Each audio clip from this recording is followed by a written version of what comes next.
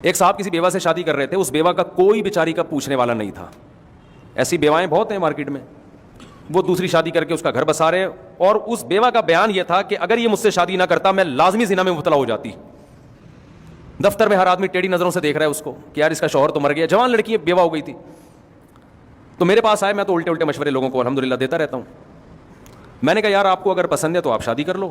اس نے کہا میری بیوی خودکشی کی دھمکی دے رہی ہے. میں نے کہا مرنے دو اس کو. آپ کو گناہ بولو, اس کے حقوق میں کوئی کوتاہی نہ کرو. آپ حقوق میں کوتاہی نہ کرو. آپ بولو بھائی اس سے شادی کر کے میں تمہیں بھولوں گا نہیں, تمہارا خرچہ پانی کم نہیں ہوگا, پورا انصاف ہوگا. بلکہ میں نے کہا اور زیادہ پروٹوکول دو تھوڑا سا اس کو. لیکن ایک شریعت کا حکم ہے, ایک عورت مر رہی ہے, زنا میں مبتلا ہو رہی ہے, کوئی اس کا رشتہ نہیں آ رہا, اب ایک بات طے ہو گئی ہے, آپ کو اللہ نے پیسہ بھی دیا ہے, الگ گھر بھی دے سکتے ہو, پھر بھی اگر کوئی خودکشی کر کے مرتا ہے تو گورنمنٹ کی طرف سے مرنے پر کوئی پابندی نہیں ہے. ان چیزوں سے گھبرانا نہیں چاہیے. تو یہ میں نے دوسری شادی کی مثال جو دی ہے نا, یہ بات سمجھا, اور فقہا نے یہ لکھا ہے.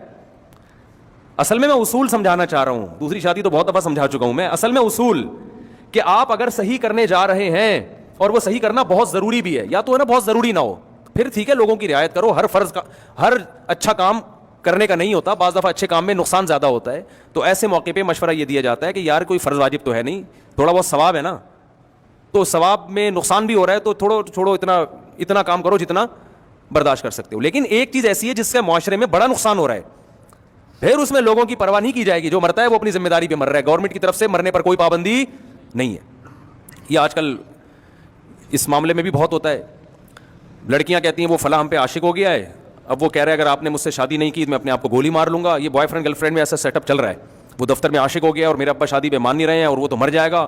تو میں کہتا ہوں آپ کے ابا کا نام ماننا اس کی علامت ہے کہ وہ آپ کے لیے مناسب نہیں ہے, کیونکہ ابا کا تجربہ زیادہ ہوتا ہے. باپ اپنی بیٹی کے لیے جتنا اچھا سوچتا ہے کوئی نہیں. لڑکیاں تو بیچاری چند لفاظی میں آ جاتی ہیں نا, وہ مر جائے گا تو کیا ہوگا. میں نے کہا کچھ بھی نہیں ہوگا, بہت سارے لوگ دنیا میں مر رہے ہیں. آپ جا کے عیدی سینٹر دیکھو, مردہ خانے بھرے ہوئے, ایک مردے کا اس میں کیا ہو جائے گا, اضافہ ہو جائے گا. کوئی ٹینشن نہ لو ان چیزوں کی.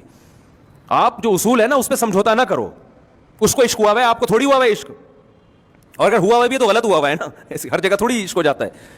تو لوگ آج کل اس طرح بہت کرتے ہیں کہ اس کو یوں ہو گیا تو اس کے ذمہ دار تم ہو گے, اس کو یوں ہو گیا تو اس کے ذمہ دار تم ہو گے. بھائی ہم ذمہ دار جب ہوں گے جب ہم غلط کر رہے ہوں. ہم اگر جائز حق کا مطالبہ کر رہے ہیں, پھر کسی کو کچھ بھی کسی بھی ٹائم پہ ہو جائے, ہم ذمہ دار نہیں ہوں گے. وراثت کے جھگڑوں میں بھی ایسا ہوتا ہے. ایک جگہ جیسے کیس ہوتے ہیں, بڑا بھائی وراثت کھا جاتا ہے نا, بہت زیادہ کھا گیا, تو چھوٹا بھائی کہتا ہے اگر میں نے بڑے بھائی سے وراثت مانگی تو رشتہ داری ٹوٹے گی, دل دکھے گا, وہ ڈپریشن کا مریض ہے, وہ اسٹریس کا ہے. تو میں کہتا ہوں بھائی اس کو اگر ڈپریشن ہو رہی ہے یہ اس کا ہیڈیک ہے, کیونکہ کیوں ڈپریشن ہو رہی ہے, کسی کا حق ہے تو دو نا اس کو. تو میں نے کہا آپ مطالبہ کریں, اگر وہ ٹینشن سے مر بھی گیا تو نہ رشتہ داری توڑنے کا گناہ ہوگا, نہ اس کو قتل کرنے کا گناہ ہوگا, بلکہ اس کو مرنے کا گناہ ہوگا. قیامت میں اللہ کہے گا کہ ٹرک کے نیچے آ کے مرتا, بات سمجھ میں آتی ہے, کورونا سے مرتا سمجھ میں آتا ہے, تو نے کسی سے پیسے دینے تھے, اس نے تجھ سے مانگے اور تو مر گیا, تجھے شرم نہیں آئی اس بات پہ مرتے تھے. اس کو مرنے کا گناہ ہوگا. تو آپ دوسری کرتے ہیں, بیوی خودکشی سے مرتی ہے تو اس کو ایک تو خودکشی کا گناہ, تو دوسرا کوئی خودکشی کسی بات پہ کرو نا. تو یہ خودکشیوں کے تانے اور بلیک میلنگ ان چیزوں سے متاثر مت ہوا کرو.